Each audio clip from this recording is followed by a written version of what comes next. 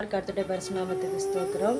நாம் வாசிக்கிறோம் எபேசியர் 5ஆம் அதிகாரம் 10வது வசனத்தில் வேத வசனம் இப்படியே சொல்லுகிறது, கர்த்தருக்கு பிரியமானது இன்னதென்று நீங்கள் சோதித்து பாருங்கள் அப்படின்னா. அப்போ நம்ம கர்த்தருக்கு பிரியமான வழி எப்படின்னு நம்ம என்ன பண்ணணும்? முதலாவது நாம என்ன பண்ணணுமா? சோதித்தறியணுமா. அப்போ தேவனுக்கு பிரியமான பாதையில் தான் நம்ம நடக்கிறோமா, அவருக்கு பிரியமான வழிகளில் தான் நம்ம நடக்கிறோமா அப்படின்னு சொல்லிட்டு நம்ம என்ன பண்ணணும்?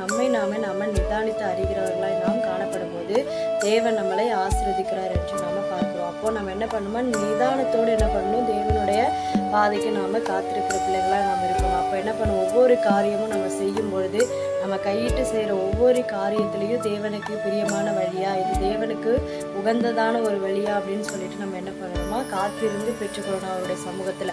ஒவ்வொரு செயலை செய்யும் போதுமே தேவனிடத்தில் ஜபத்தோடு காத்திருந்து அதற்கான பதிலை பெற்றுக்கொண்டு அந்த பாதையில் நம்ம நடந்தோமானால் தேவன் நம்மளை மகிமைப்படுத்துகிறவராக இருக்கிறார். அது மாத்திரம் இல்லை, அநேக கண்களுக்கு முன்பாக நம்மளை ஆசீர்வதிக்கிறவராக இருக்கிறார் என்று நம்ம பார்க்கிறோம். அப்போ நம்ம ஒரு விஷயம் என்ன பண்ணலாம்? சோதித்தறிய வேண்டும்.